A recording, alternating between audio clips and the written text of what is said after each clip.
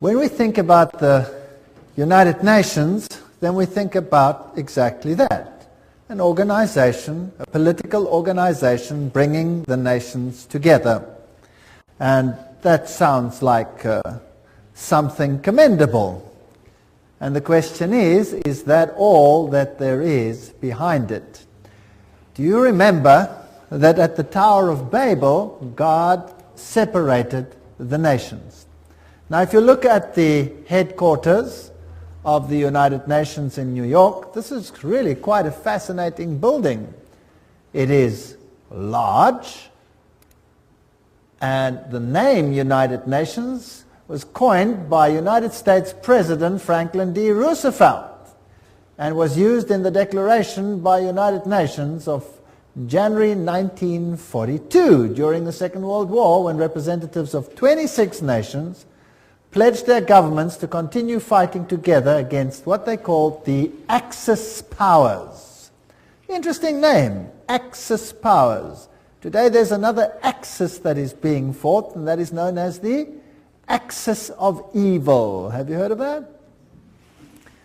The forerunner of the United Nations was the League of Nations, and this was an organization in similar circumstances during the First World War and established in 1919 under the Treaty of Versailles to promote the international cooperation and to achieve peace and security. This comes straight from the UN webpage, so nothing strange about that. It's just plain history. Some more from that. In 1945, representatives of 50 countries met in San Francisco at the United Nations Conference on International Organizations, and they drew up a United Nations Charter. And those delegates deliberated on the basis of proposals worked out by representatives of China, Soviet Union, United Kingdom, United States at Dumbarton Oaks, United States in October 1944. It was signed on 26 June 1945.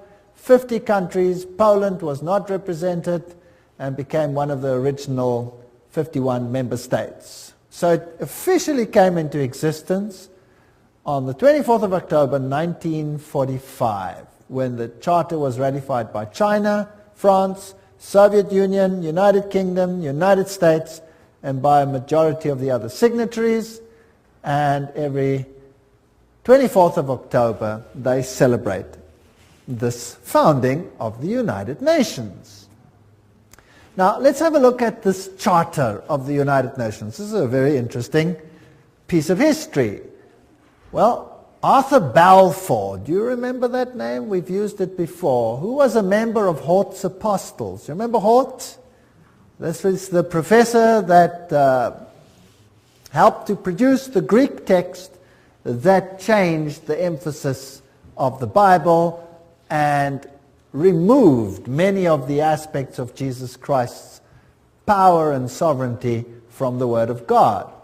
And the apostles were the secret society that functioned and at that time, and Hort was a member, as well as Arthur Balfour. Hort called this group a Senior Apostles Club, as well as president of the Psychic Research Society, Society for Psychic Research, soon became Prime Minister of England, Arthur Balfour, and instrumental in the First League of Nations. So this Prime Minister was also, of course, active in the writing of the original Charter of the League of Nations, much of which formed the basis for the United Nations.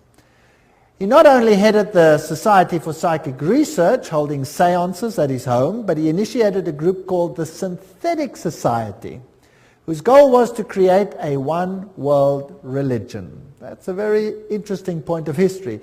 And he invited a certain Frederick Mayers of the Society of Psychic Research to join, and together they created the preamble of all religions, and it includes the dogma, departed spirits can communicate. Obviously, if you belong to such a society, then that is part of the situation. So built in somewhere over there was the wish to bring all religions together. Now let's have a look at some of the historic figures of the United Nations. Alger Hiss, he became the acting Secretary General of the establishment of the United Nations. The April 16, 1945 issue of Time magazine called him one of the State Department's brighter young men. It was Hiss and Joseph E. Johnson who later became Secretary of the Bilderbergers. So here we have all the secret societies again, who wrote much of the United Nations Charter. So very high Freemasons, Bilderbergers, were responsible for this charter. Now we know what they believe. We've already had a lecture on that, and I would refer people back to that lecture. Patterning it after the Constitution of Russia and the Communist Manifesto. This is very interesting. So the Constitution of the USSR is almost identical to the Constitution of the United Nations, for those who did not know that. And there are all the references. Everything that I say is referenced. I'm just reading. So please, nobody get angry with me. Get angry if you want to with whoever set this thing up. I had nothing to do with it. Remember that I also pointed out in previous lectures who the responsible persons were for trying to bring all the nations together in a unitary government, and then behind the scenes another organizations to bring all the religions together. But this was not the primary or public domain. This was more the secret domain. Winston Churchill, he was the one who was also responsible, of course, after the war in setting up this whole organization. The creation of an authoritative world order is the ultimate aim towards which we must strive, and the United Nations formed part of that. Charles de Gaulle, who was also instrumental, nations must unite in a world government or perish. So the big figures involved had this philosophy. Then there is a man, I don't know how to pronounce his name, Trygve Lie. The first official UN Secretary General was a high-ranking member of Norway's Social Democratic Party, which was, by the way, an offshoot of the Third Communist International. And then came a man, Dag Hammarskjöld. And he was the second Secretary General. He was a Swedish socialist. He openly pushed communist policy. And then came U Thant, the third Secretary General, and he was a Marxist. So here you can see how the philosophy in the beginning was programmed. Now, I would like you to understand that this is not a method to go anti-capitalist, because the United States was a signatory of this charter. So why would the United States actually sign something that was so obviously contrary to their own philosophy? Well, if you remember the Hegelian principle, where two opposing viewpoints are set into the world, and neither of them is really the viewpoint you want to achieve, what you really want to achieve is a synthesis between the two. So what you see actually is you see socialists in the overriding capacity of Secretary Generals, although whether they have Marxist leanings or capitalist leanings at that level doesn't make any difference. The method is just to bring about a synthesis, which is the desired government of all of them. So out of this chaos, you eventually get whatever you want. Now, U Thant, he was, of course, one of the earliest Secretary Generals. He said, "World Federalists hold before us the vision of a unified mankind living in peace under a just world order. The heart of the program, a world under law, is realistic and attainable." Just to remind you of what we have said before. And of course, behind the scenes, always you have the papacy. As you can see in all of these lectures, the papacy always very heavily involved. Here is Pope Paul VI with Secretary General U Thant. Now this man was a Marxist. Or let's rather put it this way. Publicly, he pushed a Marxist agenda. But if he was a true insider, then he had neither agenda, and this was just for an appearance sake, as Hegel also said. So it is not surprising that here we have a handshake with another Secretary General, whose name was Waldheim. Now, what was the agenda, or what was the political view of Waldheim? Anybody know? Anybody want to venture a guess? Became public knowledge, and there was a huge outcry as a result.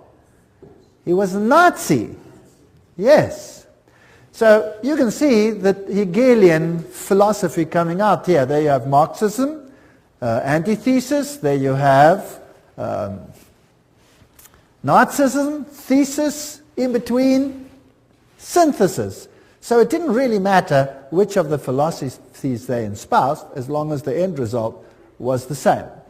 Pope Paul VI, by the way, is the first one to introduce this bent cross, or broken cross.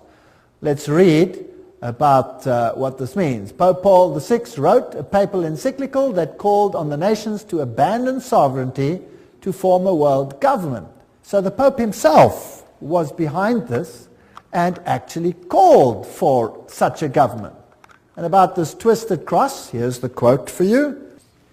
Paul VI made use of a sinister symbol used by Satanists in the 6th century that had been revived at the time of Vatican II. This was a bent or broken cross on which was displayed a repulsive and distorted figure of Christ, which the black magicians and sorcerers of the Middle Ages had made use of to represent the biblical term mark of the beast.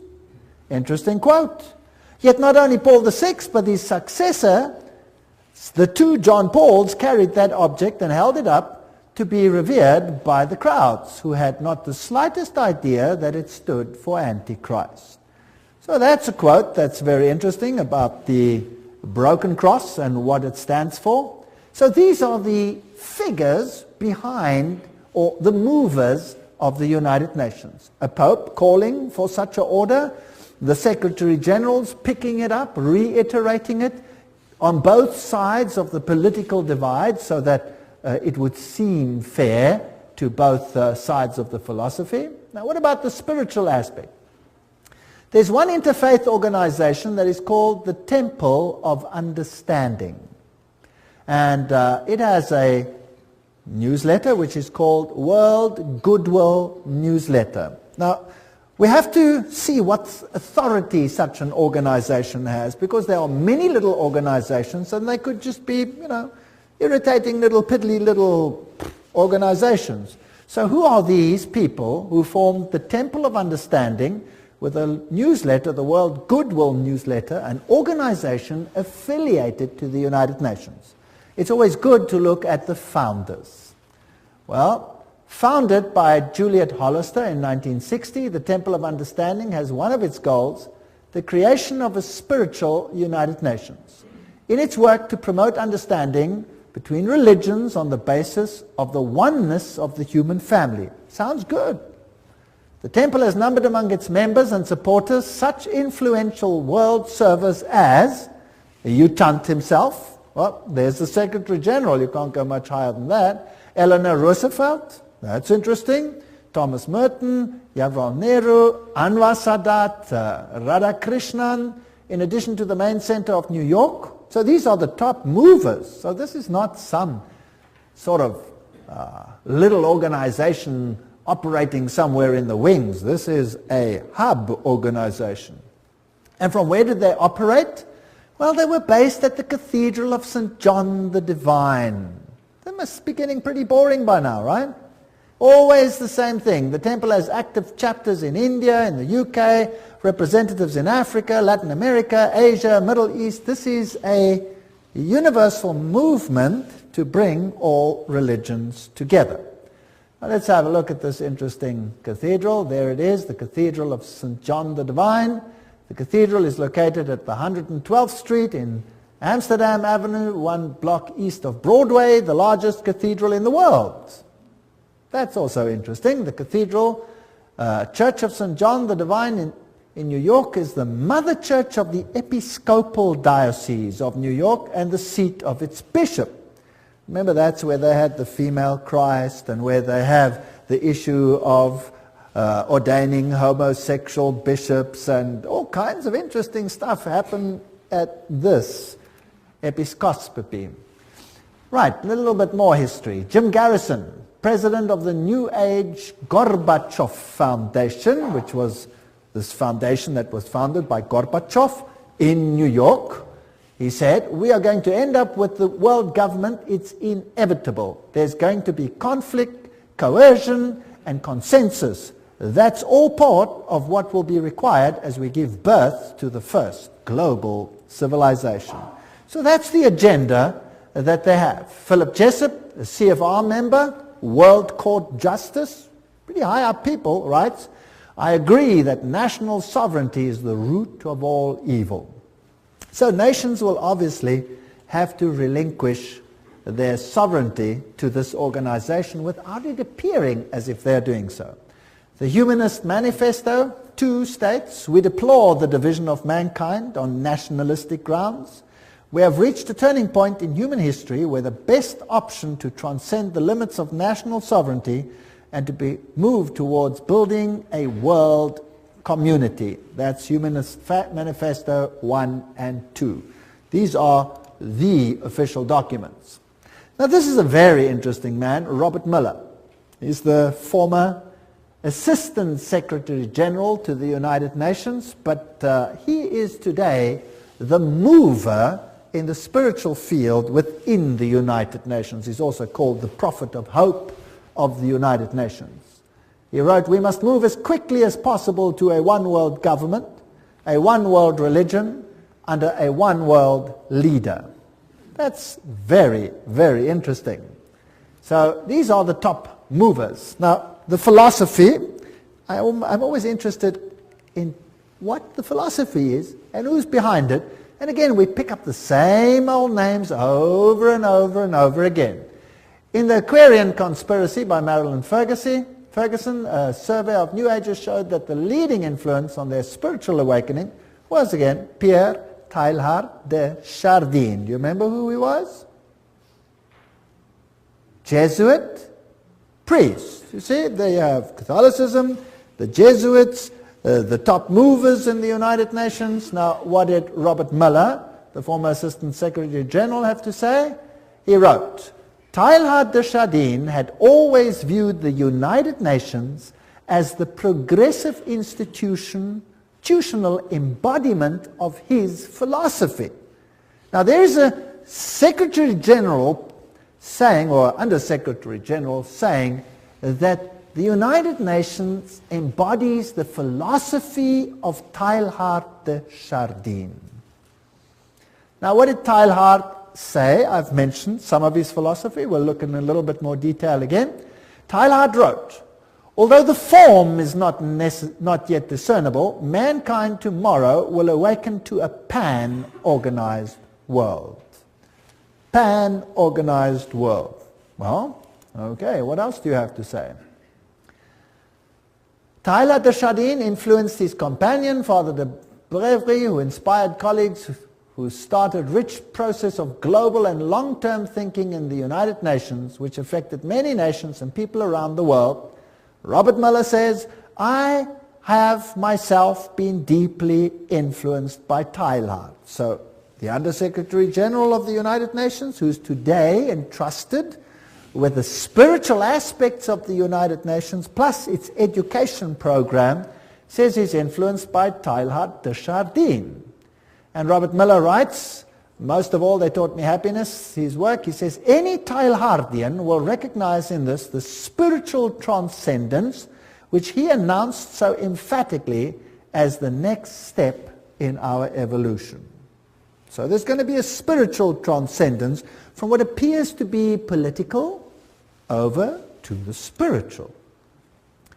All right, we've already seen in a previous lecture that he was a French Jesuit priest, a eugenist, a Marxist, a pantheist, a evolutionist.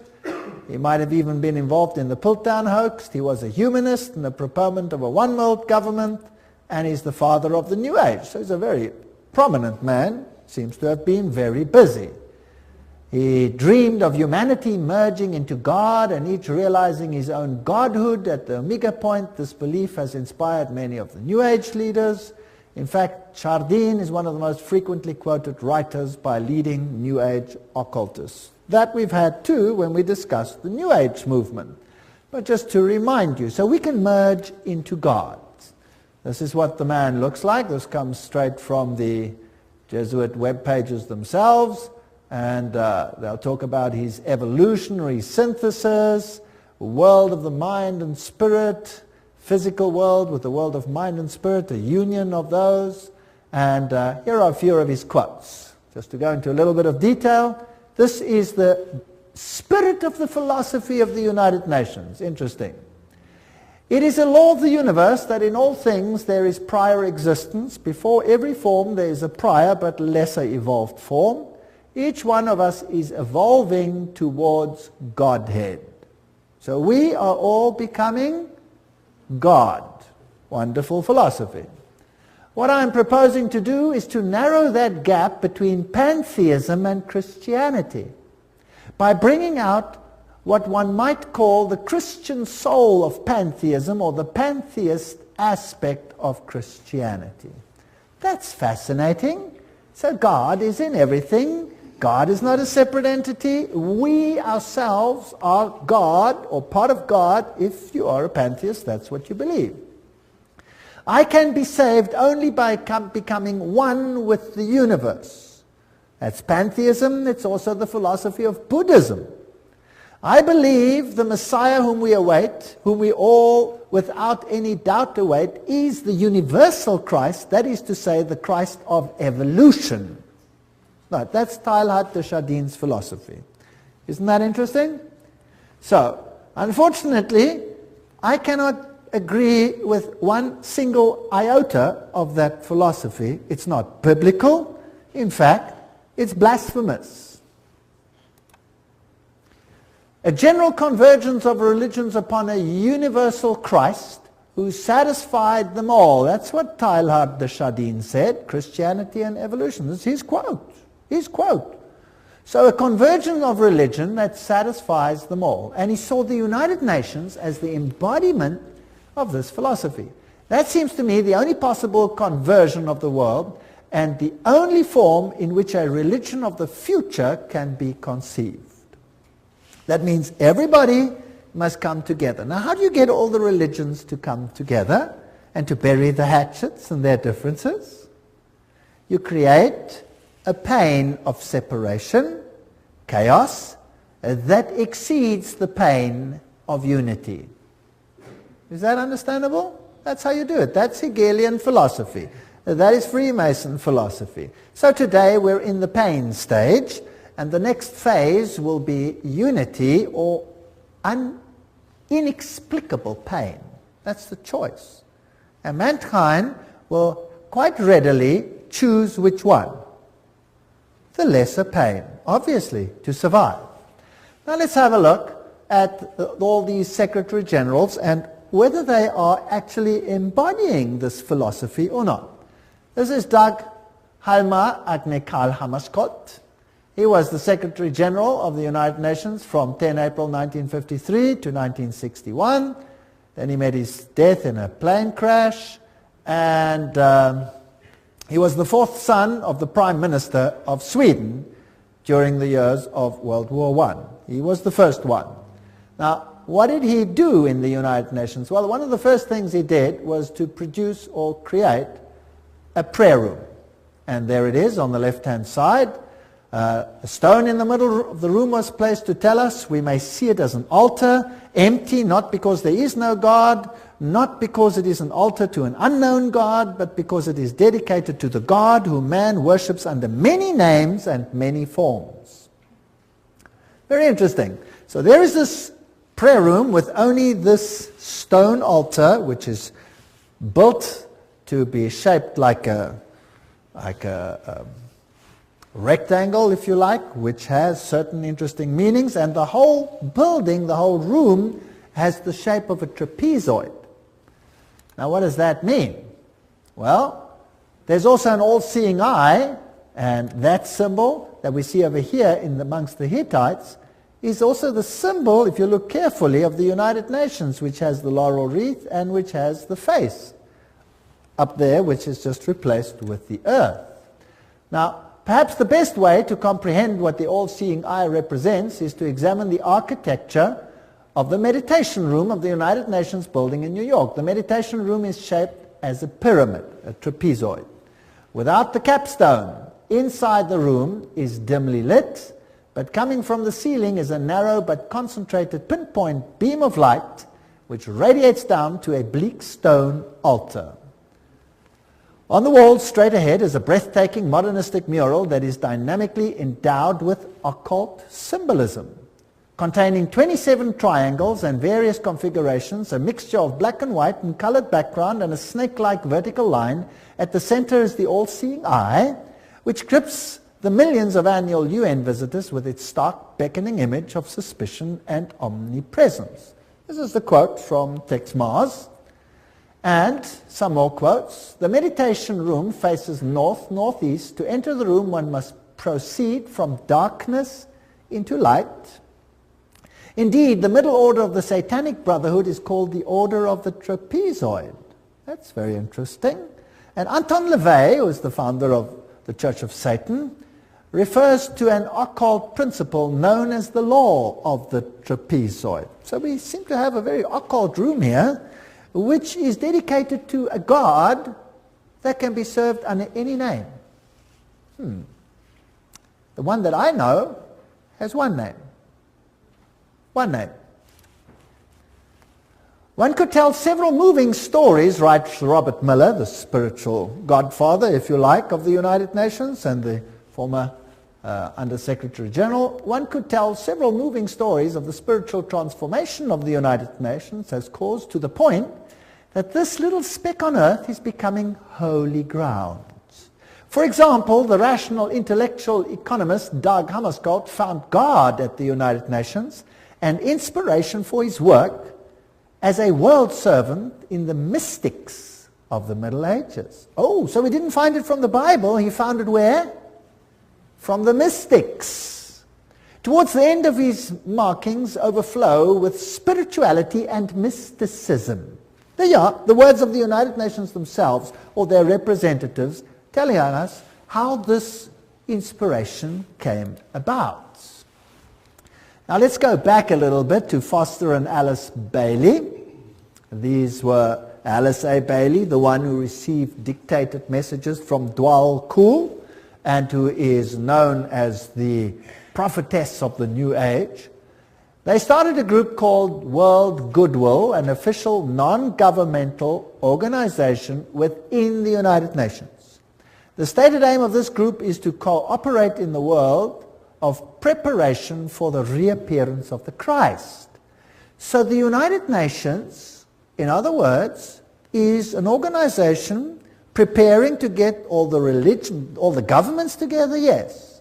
But that is just on a political level. The agenda behind it is to bring all the religions together and to prepare it for the coming of Christ.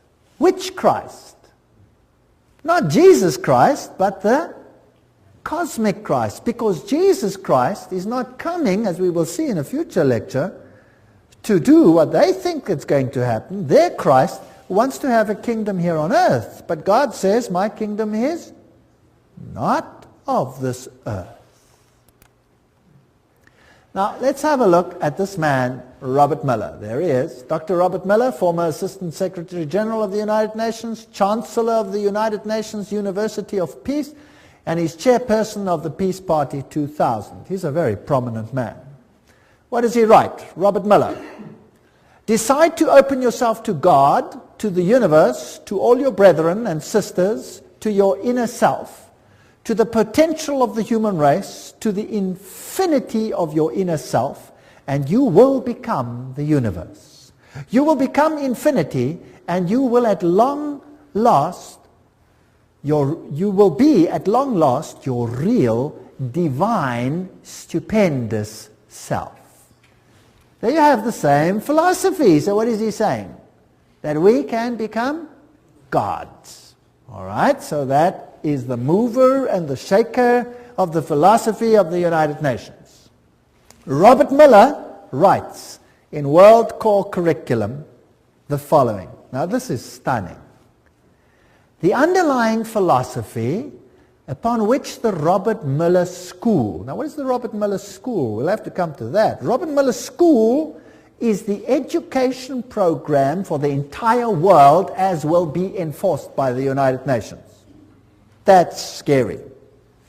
Let's read on. The underlying philosophy upon which the Robert Muller School is based will be found in the teachings set forth in the books of Alice A. Bailey. Hello? The books of Alice A. Bailey were published originally by Lucifer Publishing Company, which, because of all the flack, they changed to Lucis Trust. Isn't that correct? The school is now certified as a United Nations associated school providing education for international cooperation and peace. Okay, this is big business. So the philosophy is based on Luciferian channeled writings preparing for the coming of Lucifer. And remember what they said. They were quite open about it. Alice A. Bailey claimed evidence of the growth of human intellect along the needed receptive lines for the preparation of the New Age can be seen in the planning of various nations and in the efforts of the United Nations to formulate a world plan. From the very start of this unfoldment, 3 occult factors have governed the development of all these plans. Now, can you see why I call the lecture the UN and the occult agenda? Because Alice A. Bailey says there were 3 occult plans, and Robert Muller says, yes, we follow the writings of Alice A. Bailey. She did not spell them out, but she did state, within the United Nations is a germ and seed of a great international and meditating reflective group. A group of thinking and informed men and women in whose hands lies the destiny of humanity. Ooh. This is largely under the control of many fourth-ray disciples, if you could but realize it, and their point of meditative focus is the intuitional or Buddhic plane, the plane upon which all hierarchical activity is today to be found.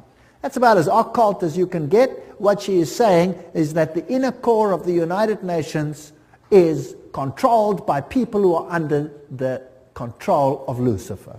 That's what she's saying. She's saying it's demonic. And it's out of her words, not mine. I'm just reading. That's what's such fun about all of this. Helena Petrovna Blavatsky, founder of Theosophy. She was the forerunner, of course, of the Bailey books. And Theosophy was then taken over by Annie Ward Basant over here, and then taken over by Alice A. Bailey. And here is the great invocation that has to be read and learnt by every child in the future. From the point of light within the mind of God, let light stream forth into the minds of men, let light descend on earth. From the point of love within the heart of God, let love stream forth into the hearts of men. May Christ return to earth. But this Christ is not Jesus Christ. From the center where the will of God is known, let purpose guide the little wills of men. Oh, how neat. It's so derogatory. The purpose which the masters know and serve. What arrogance. From the center which we call the race of men, let the plan of love and light work out, and may it seal the door where evil dwells. This is interesting. Which door is to be sealed where evil dwells? Well, if you know occult science, you'll know that they call light darkness and darkness light, and they say that Jesus is the evil one. We read all those quotes when we did the lecture on that issue. May it seal the door where evil dwells. Let light and love and power restore the plan on earth. Restore what plan? Restore whose plan? And who made it so that it is not restored? Well, who separated the nations? God separated the nations. What is the focus of the United Nations to? Unite the nations. So they want to restore that which the, in inverted commas, evil one happened to mess up with one brilliant move of confusing the languages. Well, just goes to show, one word of God and is confused for 4,500 years. Who's really in control here? Well, here's Annie Basant in her 33-degree Freemason regalia. Co-Masonry, you remember we dealt with this issue. The Theosophy textbook teaches immortality, reincarnation, the deity of man. Statements by this Dwalkul, who also inspired Alice A. Bailey. He talks about Alice A. Bailey, know me still by another name and office, AAB. Alice A. Bailey knows who I am and recognizes me by 2 of my names. Now that's interesting because there are 2 names, and we will see the 2 names in a future lecture, what the names are, and then it gets very interesting. This is a detective story. It's a very exciting one. Well, the Bible says that they are spirits of demons, working miracles which go forth to the kings of the earth and to the whole world to gather them to the battle of that great day of God Almighty. Revelation 16:14. Remember that? Helena Petrovna Blavatsky, the founder of this movement, of which Alice A. Bailey became the high priestess, if you like, said Lucifer represents life, thought, progress, civilization, liberty, independence. Lucifer is the Logos, the serpent, the Savior. It is Satan who is the God of our planet and the only one. Then she talks about the Virgin, who is Satan and Lucifer at the same time, and the Holy Ghost, all wrapped in one. So whether you call him Isis or whether you call him Osiris, doesn't matter. Whether you call him Baal and Ashtoreth, doesn't matter. 2 names. He always comes under 2 names, 2 principles. Alice A. Bailey, she succeeded Besant as leader of Theosophy. Her husband was a 32-degree Freemason and also, of course, part of Co-Masonry. There she is, priestess and prophetess of the New Age movement, who received these messages from this spirit entity, which has to be a demon, Dwalkul. Her writings, as we have said, are one of 2 women to be one of the most prolific writers of modern times. Her main aim, the problems of humanity, getting all humanity together again, and preparing the world for the coming of Christ. And we have read this quote already, I dedicate myself anew to the service of the coming One. One is an acronym in the occult for Lucifer, and will do all I can to prepare men's minds and hearts for that event. I have no other life intention.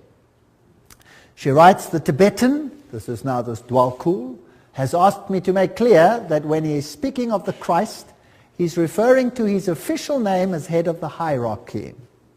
The Christ works for all men irrespective of their faith.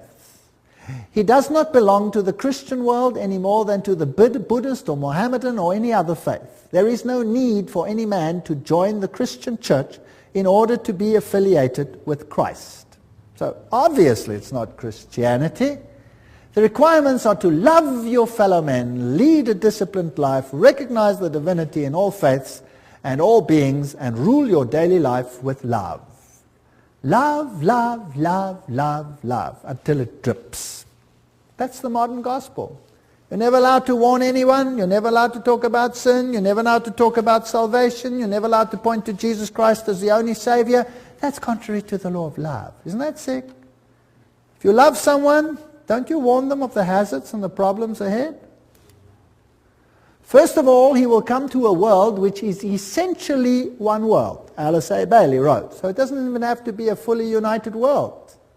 The major effect of his appearance will surely be to demonstrate in every land the effect of a spirit of inclusiveness. Now, I want you to ponder this. This is very important. So his main aim will be to develop a spirit of inclusiveness. And inclusiveness which will be channeled or expressed through him. So his spirit will work to bring this about. All who seek right human relations will be gathered automatically to him.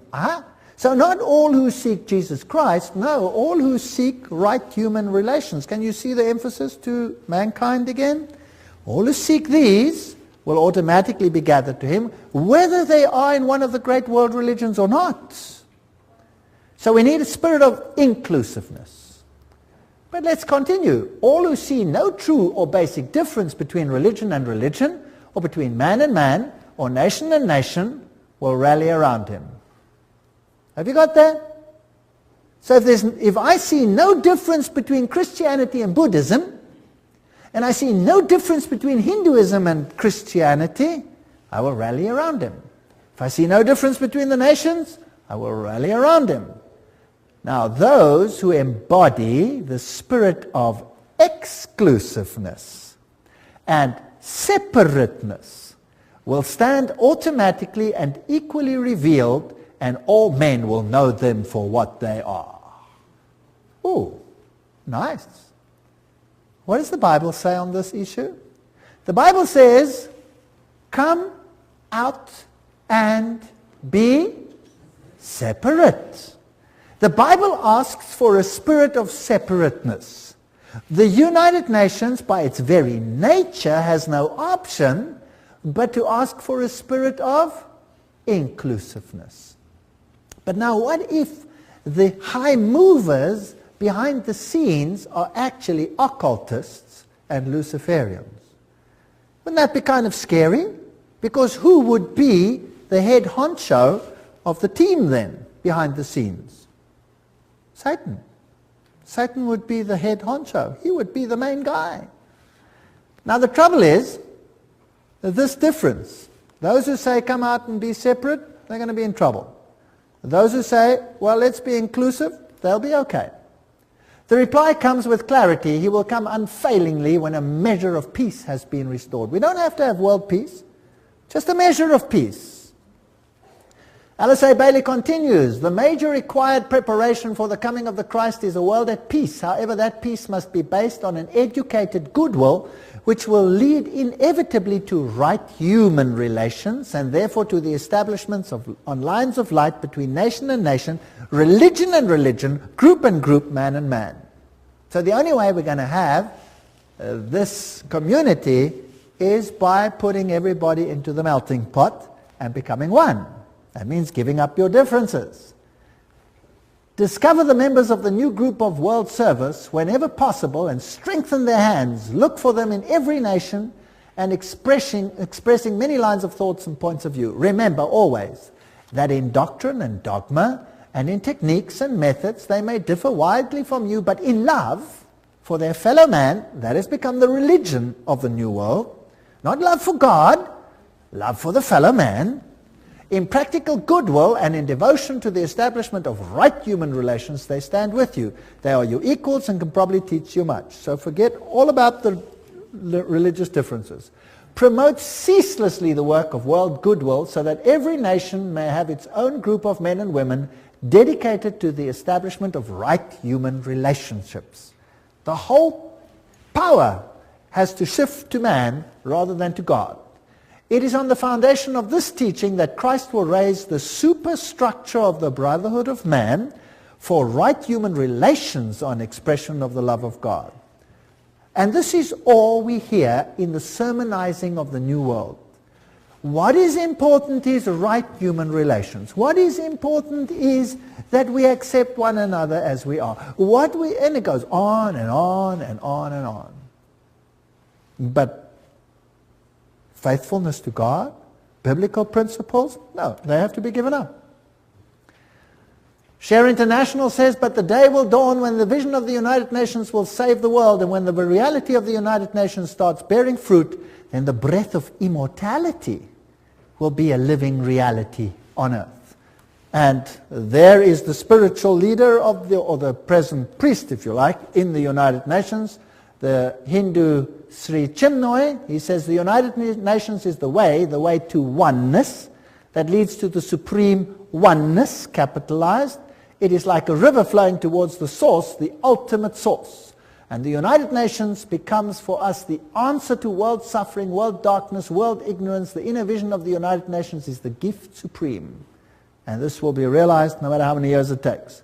The Dalai Lama says in the sphere of international relations, the sense of greater shared responsibility is particularly needed. Today, when the world is becoming increasingly interdependent, the dangers of irresponsible behavior have dramatically increased. Unless we realize that we now are part of one big human family, we cannot hope to bring about peace and happiness. So all the world leaders are saying these things. And the United Nations, with its symbolism of this ancient laurel wreath around a globe, is nothing other than the emulation of an old pagan ideal which Lucifer once more wants to realize in the world that we live in today.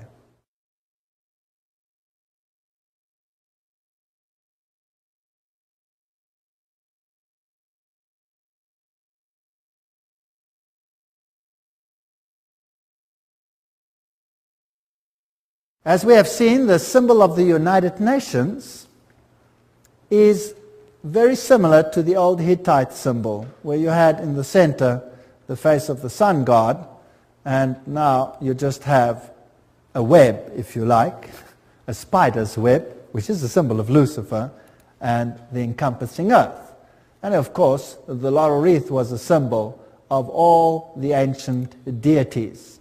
So we find all for one, all together now, we are the world, was the 50th celebration of the United Nations.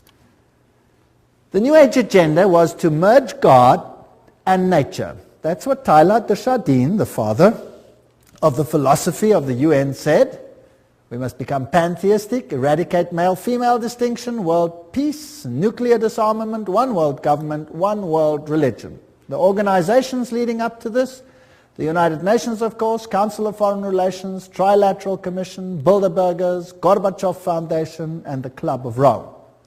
And they've already put up a constitution which is known as the Constitution for the Federation of Earth. So we already have a world constitution.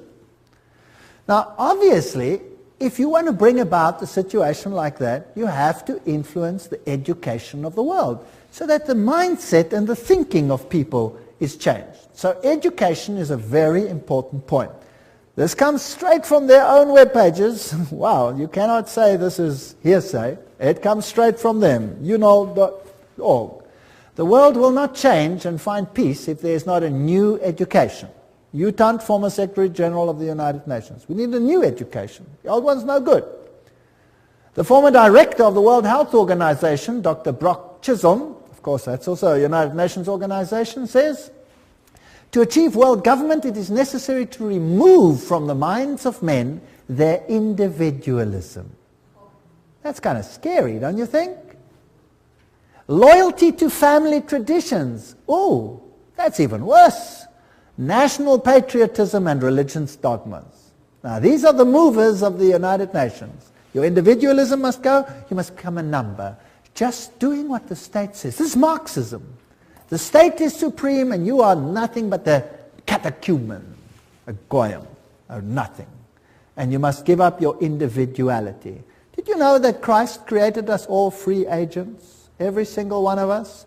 No one to be subject to anyone but God, because only to God can you trust your subjection, because he is 100% selflessness, which he proved when he came to this earth. How would you like to be a subject of Lucifer and be bound by chains to his chariots to do his whims? I would hate that. But in any case, in order to do that, you'll have to give up your individualism.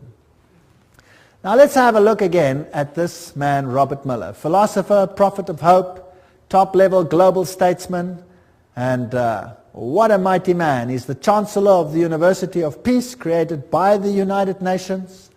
He is the creator of what is known as the World Core Curriculum. That says everything. And he's known throughout the world as the father of global education. There are 29 Robert Miller schools around the world, more being established each year. World Core Curriculum earned him the UNESCO Peace Prize in 1989. He has recently drawn up a framework for world media coverage. What you see on your television is what you're supposed to see, not what you should see.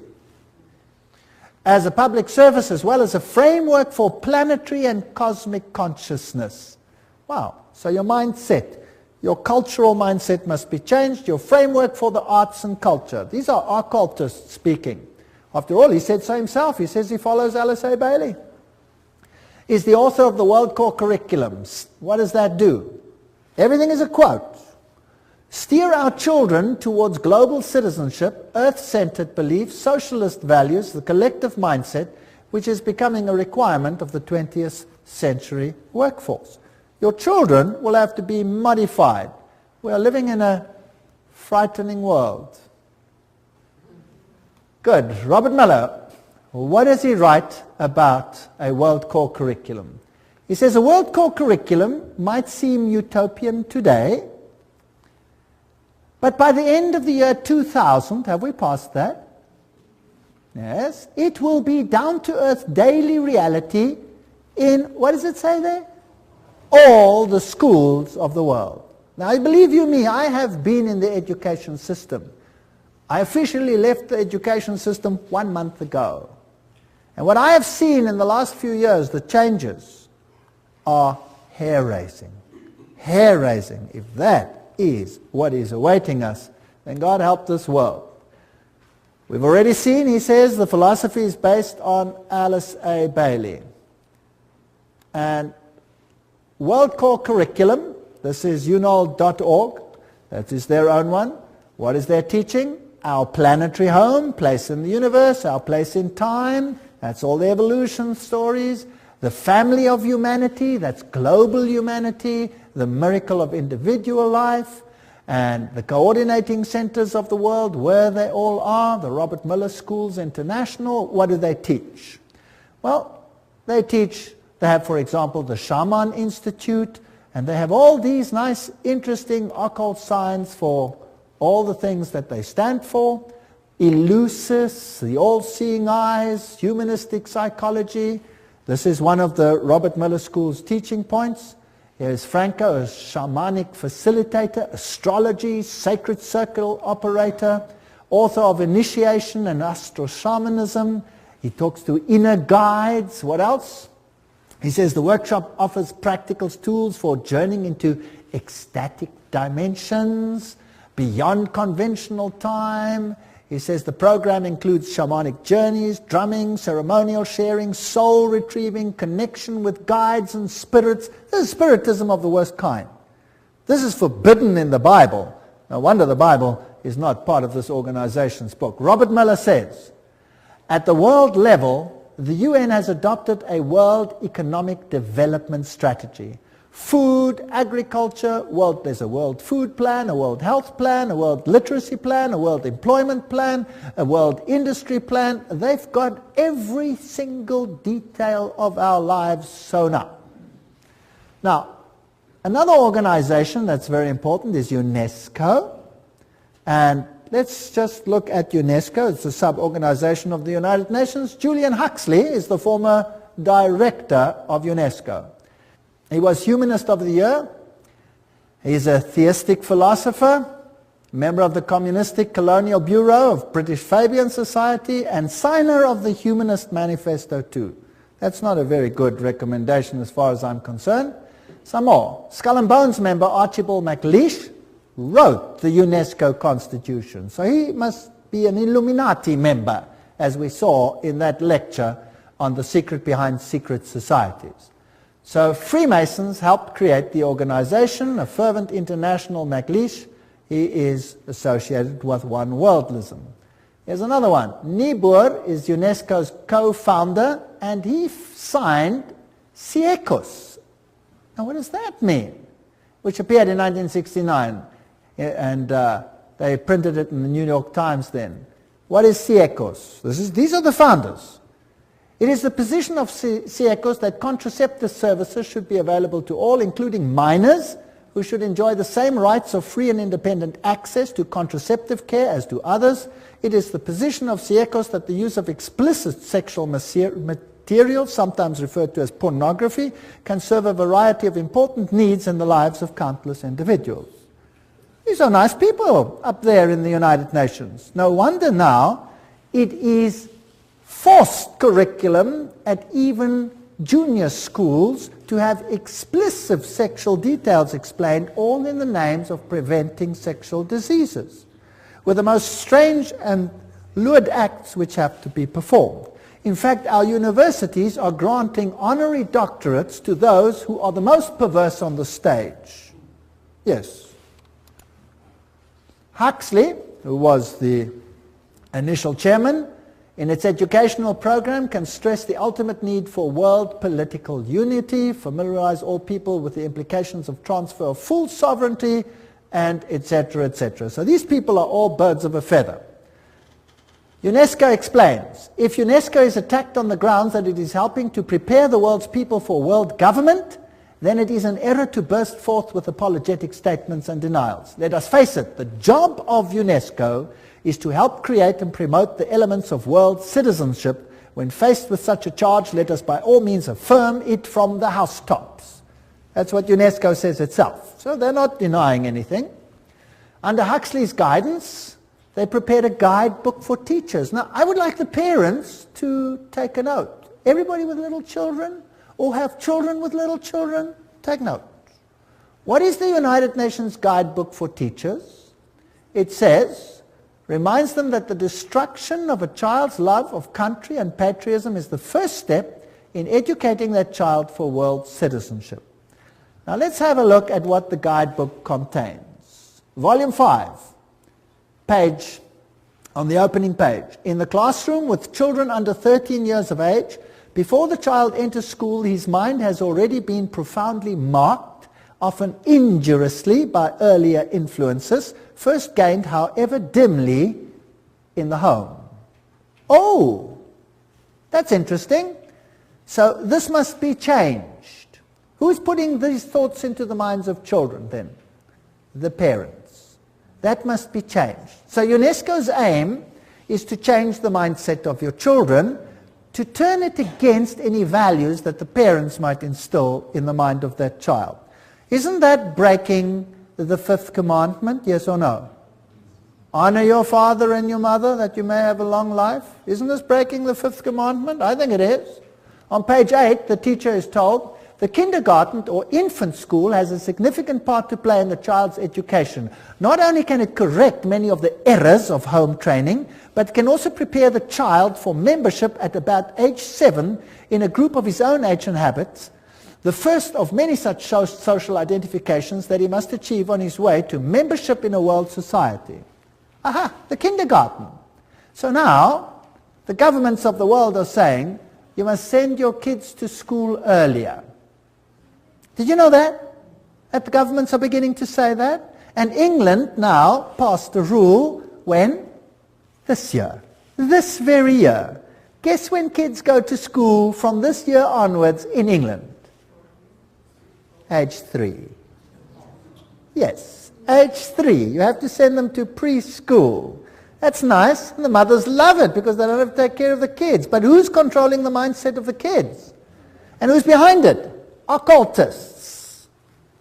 Page 58 of the guidebook to teachers says, as we have pointed out, it is frequently the family that infects the child with extreme nationalism. The school should therefore use the means described earlier to combat family attitudes. Now, nationalism is not their ultimate game. What is their real game? Religion. Religion. Volume 5, page 11. In our view, history and geography should be taught at this age at a universal history and geography. The study of history raises problems of value which are better postponed until the pupil is freed from nationalist prejudice, which is present surrounds the teaching of history. So the whole mindset of the child must be changed in the teaching program, and this is UNESCO's aim. Not a very, well, noble aim, I don't think, because the authority of religion and parents, especially Christian religion, will be undermined. Now another organization comes in, this is called the Finhorn Organization, and they promote ecological health and prosperity. Have you heard much about ecology in the world today? Yes. Now again, we have to find the links. You always have to do some detective work. Because Francis, this is Francis of Assisi, connected with nature, Pope John Paul II named him the patron saint of ecology. Now, St. Francis was the roommate of Ignatius Loyola, the Jesuit founder, just for interest's sake. It is on St. Francis Day that thousands of people flock to St. John the Divine, oh, how boring, Cathedral for the blessing of the beasts. Also, occultist Robert Miller, that's now the Under-Secretary General of the United Nations, former one, informs us that Francis has been declared patron saint of the United Nations. The Pope does it, United Nations follows. Who's really in control? The Pope. And there he is. If you want to, you can pray to him. If you don't want to, you can ignore it. The UN Secretary General U Thant formed the organization Planetary Citizens with New Age activist Donald Keyes. Now we're getting the links. There's the top man of the United Nations with Donald Keyes. Planetary Citizen is now a global government organization within the UN specifically devoted to preparing people for the coming of a new culture. Now let's go on with Donald Keyes. He's together with U Thant. Donald Keyes has been actively involved in Finhorn. Have you got the link? United Nations, Secretary General U Thant, Donald Keyes, Finhorn. In Scotland and writes regularly for its magazine One Earth. Keyes wrote, "The New Age groups are focusing on entering a new stage, a world-related stage. They are becoming mature enough to begin to shoulder some of the load of humanity's burdens. The spread of New Age values as unifying yeast in the human loaf may be the critical ingredient for successful emergence from the 1980s onwards." Now let's see what Finhorn is all about. Here we go. Their logo is the flame of Lucifer. They use occult symbols. They use the lotus flower. They talk about divinely ordinary, divinely human. So what are they saying? We're God, and God spoke to me. Now who's that God that speaks to them? Well, let's ask their spokesman. This is David Spangler. There's one of his books, Parent as Mystic, Mystic as Parent. So this is what your education is going to do to your kids. Do you know that? David Spangler, co-director, spokesperson for Finhorn community in northern Scotland. That's what it looks like today. Let's see what he says. He writes in the Reflections of Christ, "The true light of Lucifer cannot be seen through sorrow, through darkness, through the rejection. The true light of this great being can only be recognized when one's own eyes can see with the light of the Christ, the light of the inner sun. Lucifer works within each one of us to bring us to wholeness. And as we move into the new age, which is the age of man's wholeness," they love that word, wholeness, "each of us in some way is brought to the point which are termed Luciferic initiation. The particular doorway through which the individual must pass if he is to come fully into the presence of his light and wholeness, Lucifer comes to give us the final gift of wholeness." So who are these people actually worshipping? Lucifer, directly. Lucifer prepares man in all ways for the experience of Christhood. Oh, we become Christ. And Christ prepares man for the experience of God. But the light that reveals to us the presence of the Christ, the light that reveals to us the path of Christ comes from Lucifer. He is the light giver. He is aptly named the morning star because it is his light that heralds for man the dawn of a greater consciousness. David Spangler. There he says it, straight out. David Spangler writes, "We can take all the scriptures and all the teachings and all the tablets and all the laws and all the marshmallows and have a jolly good bonfire and marshmallow roast because that is all they are worth." Okay. I don't think they like the Bible very much or the law of God. These are the movers and shakers of the United Nations. They're waiting for a new economic order. Well, I'm not going to go into those details. We affirm that the economy of all nations is a seamless web. They want to join it together, and a new international economic order. That's World Goodwill Commentary, all there by itself. "We, the members of the United Nations, solemnly proclaim our united determination to work urgently for the establishment of a new economic international order. The whole world is going to be controlled at every single level by these people. A complete change in the world's financial and economic order is imperative." Benjamin Cream, spokesman for Maitreya. So, UN General Assembly says new international economic order. And so we have all these strange happenings.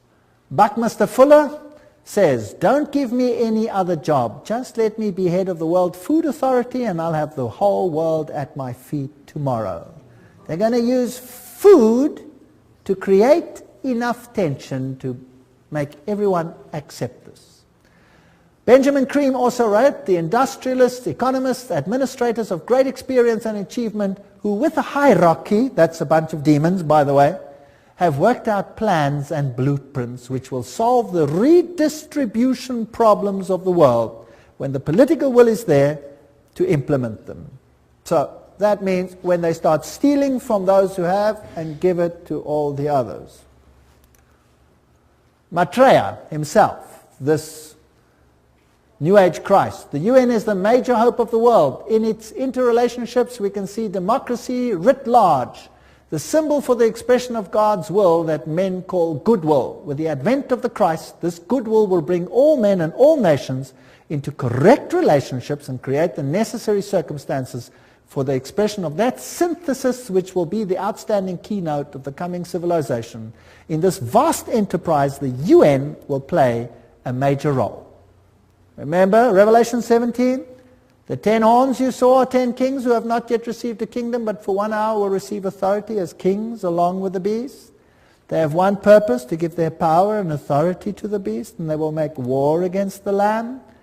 10 regions, according to Gary H. Carr, the Club of Rome divided the world into and wrote the new constitution.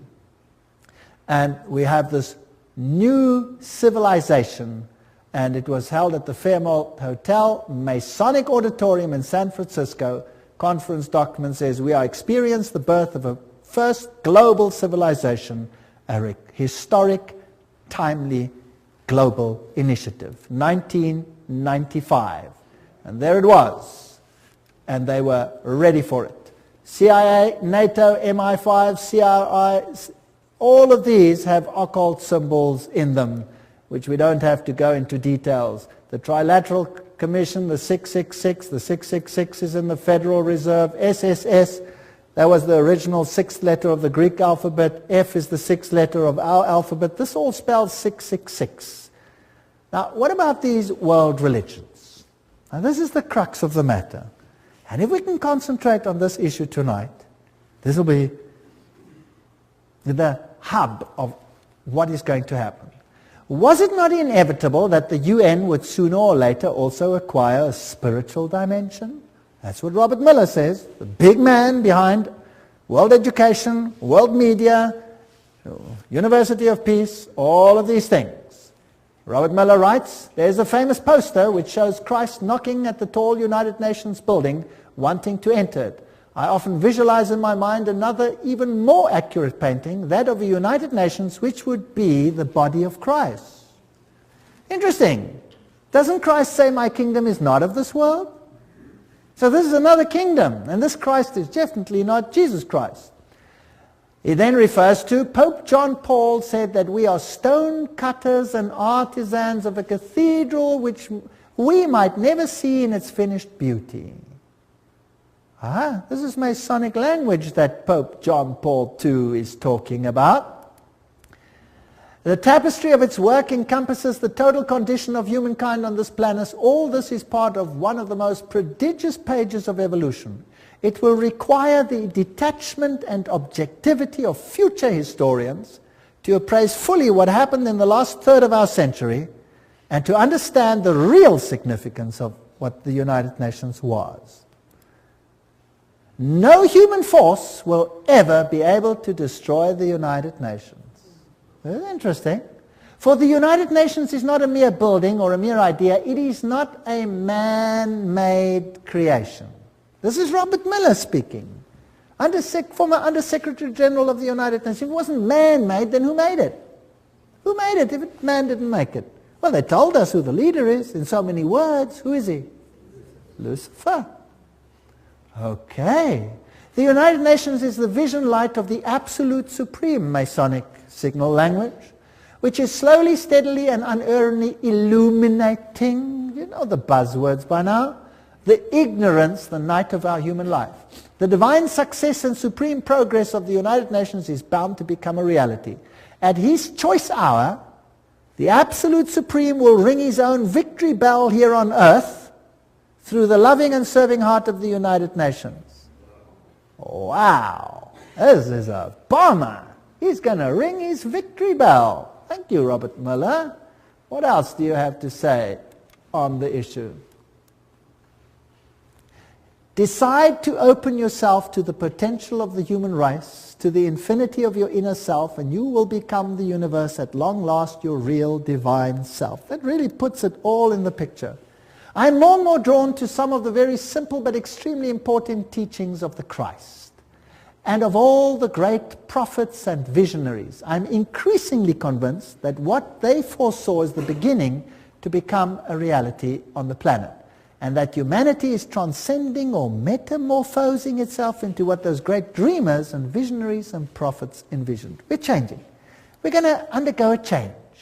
The world's major religions in the end all want the same thing. Do they?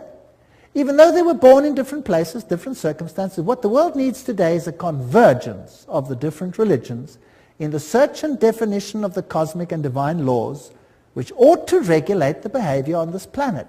Worldwide, spiritual ecumenism, expressed in new forms of religious cooperation institutions, would probably be closest to the heart of the resurrected Christ. Thank you. Very interesting. Peace will be impossible, Robert Muller speaking, without the taming of fundamentalism. Through a united religion that professes faithfulness only to the global spirituality and the health of the planet. So fundamentalism has to be tamed. Let's start with Islam. Where do you think they will end? Certainly with Christianity. The New World religion must be based on those truths which have stood the test of the ages. They are steadily taking shape in human thinking, and for them the United Nations fights. My great personal dream, writes Robert Muller, is to get a tremendous alliance between all the major religions and the United Nations. Well, this is fascinating stuff.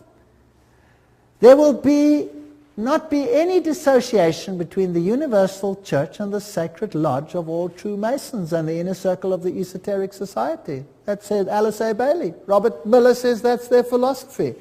So there you have it. Freemasonry, Luciferianism. This is the kingdom on earth.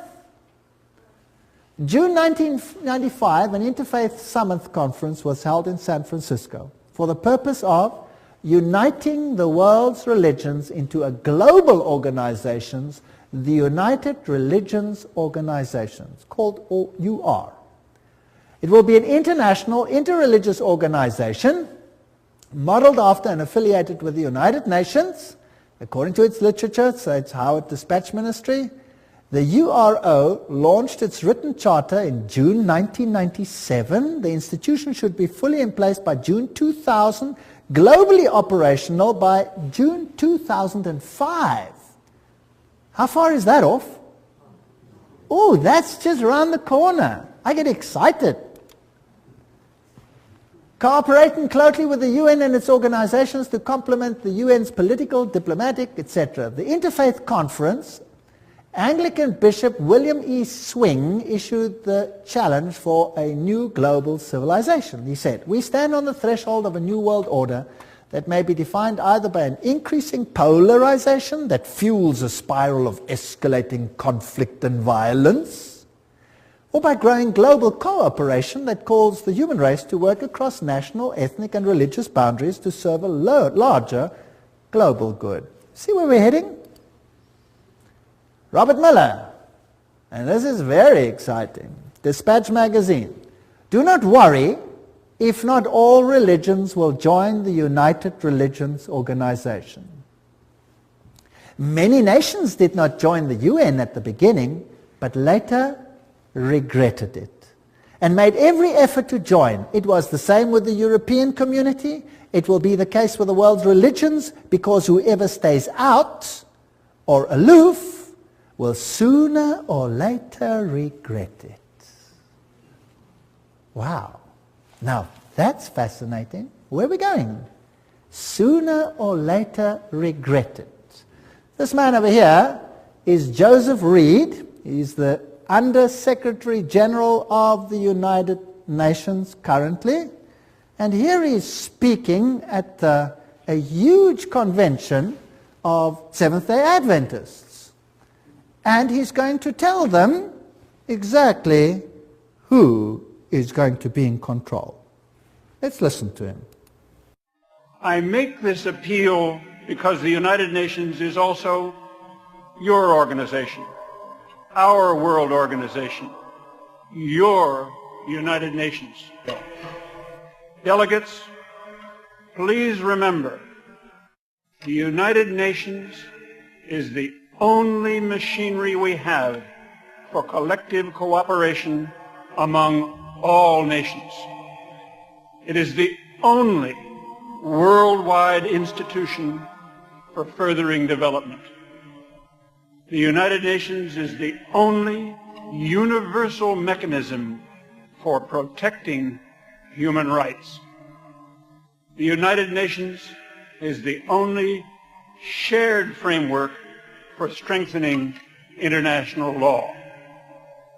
Delegates, the United Nations is not one of the luxuries of international life. The work of the United Nations is of vital importance for the betterment of life on our planet. That's very fascinating. The United Nations is also your organization. It is the only body for this, that, and the other. Now that's not the speech he wrote. He read it for Kofi Annan, the Secretary General of the United Nations. Now, I have a problem. I don't want to be part of a Luciferian organization. I certainly don't want to be. That's just me, personally. The mystical tradition in the mainline denominations easily interact with those of the heathen religions of the world. Meditation practices, visualization techniques, breathing exercises are now being used to tap into spiritual realm, and such religious leaders as the Pope and the Dalai Lama are very much on the same plane. Discernment Newsletter, 1996. A religion to fit everyone. Goals of this one world religion, world goodwill, remember this is all UN-affiliated organizations, founded by the very highest level of people.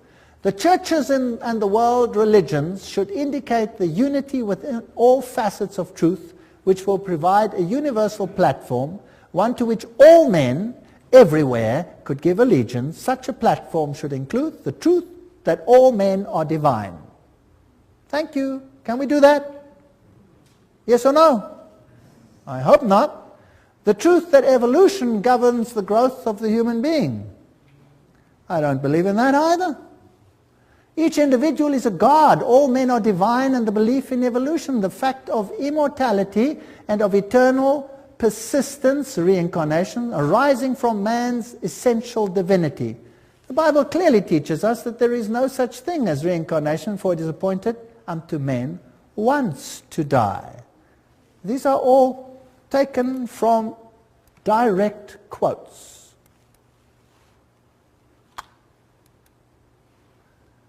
Preparation by men and women of goodwill is needed to introduce new values, new standards, and new attitudes, prepare for a coming world teacher, requirements of a new world order, and a reorganization of social structure. I want nothing to do with that. I want nothing to do with that. Alice A. Bailey writes, the same old formulas, the same old theologies, the same old interpretations are deemed adequate to meet men's modern needs and inquiries. They are not. The church today is the tomb of the Christ, and the stone of theology has been rolled to the door of the sepulchre. Oh, Jesus and his theology, goodbye. Goodbye. She writes, the day is dawning when all the religions will be regarded as emanating from one great spiritual source. All will be seen as unitedly providing one root out of which the universal world religion will inevitably emerge. Then there will be neither Christian nor heathen, neither Jew nor Gentile, but simply one great body of believers gathered out of all the current religions. That sounds nice. But whose religion will it be? They will accept the same truths not as theological concepts, but as essential to spiritual living. They will stand together on the same platform of brotherhood and of human relations. They will recognize divine sonship will seek unitedly to cooperate with the divine plans. Such a world religion is no idle dream, but something which is definitely forming today. World Goodwill Letter, 1993, quoting it. These are United Nations organizations. So obviously, the world is going to move towards this unified platform, and there will be some who propagate a spirit of separateness. Is that correct? Can we see that emerging? And then there will be conflict. And Robert Miller says that those who do not want to go along with this will sooner or later come to regret it. So obviously we're heading for a clash. Thus the expressed aims and efforts of the United Nations will be eventually brought to function, and a new church of God gathered out of all the religions and spiritual groups. Wow. A new church of God.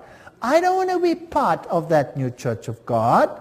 I find it nauseating. Miller also said, we must hope also that the Pope will come before the year 2000 to the United Nations, speak for all the religions and spiritualities on this planet, and give the world the religious view of how the third millennium should be a spiritual millennium, a millennium which will see the integration and harmony of humanity. Who must be the spokesman for this new world religion? The Pope. The plan is coming together. Revelation is unfolding. This is exactly what the Bible speaks about what will happen. Instead of becoming dejected and miserable, then lift up your heads and start smiling, because we're going home. This is exciting. The world's major religions must speed up dramatically their ecumenical movement and recognize the unity of their objectives and diversity of their cults. Religions must actively cooperate to bring to unprecedented heights a better understanding of the mysteries of life and of our place in the universe. My religion, right or wrong, and my nation, right or wrong, must be abandoned forever in the planetary age.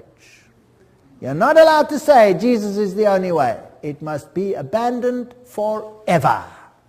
I'm sorry, I will not abandon it. I refuse. And then we had this wonderful meeting. The Pope actually did appear before the United Nations. And then they came together in this massive rehearsal at the United Nations, where they formed this new ecumenical initiative funded by Ted Turner. And the whole world is gathering into one new religious pot under the United Nations.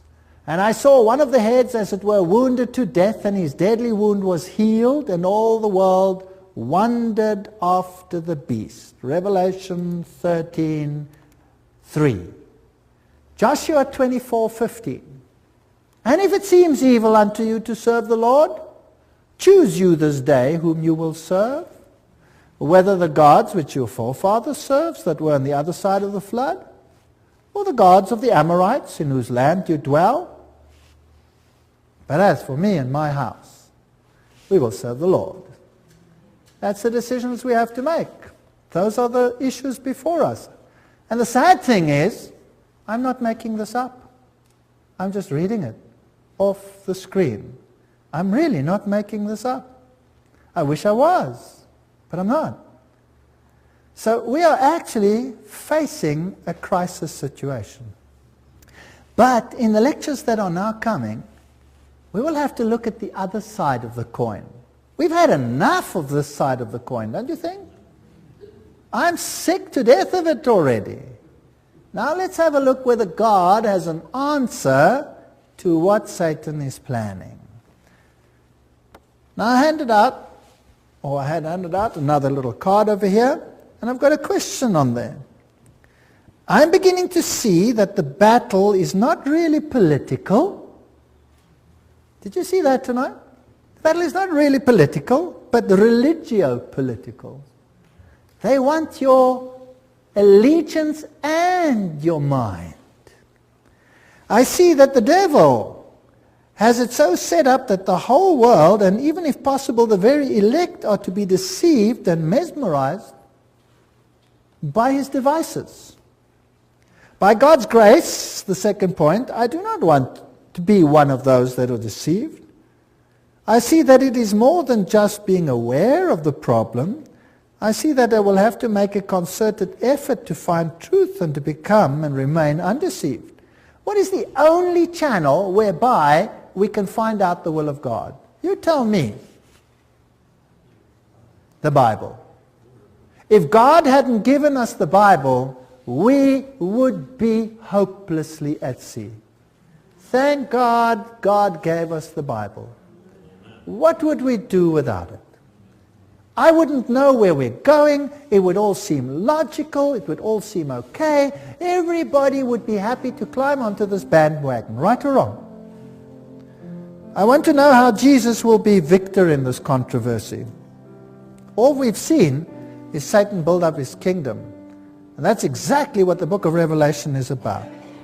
I'm interested in learning more and to plan to attend the next lectures, because this is where the counter plan of God will start to be discussed. We're now going to go back to the Bible and we're going to find out what God has in store for us. But if I could just be so daring as to ask, just show me your hands if you want to. Who sees that Jesus is being eradicated from the world plan? Who sees it? Wow, so there's a total onslaught on Jesus Christ. And we are just caught in the battle. Isn't that right? We're just caught in the battle. So what hope have we got of changing the status quo? None. None. If you think you can change this, forget it. We have no hope. Who is our only hope? Jesus Christ. He is our only hope. Without him, we are nothing. And that's why I can stand here today, because I know there's nothing I can do, but he can do something. He's even made it possible for me to stand here and speak to you. Isn't that great? All things are possible. Do you know that I've given these lectures in a Masonic hall? Yes. All things are possible. Absolutely amazing.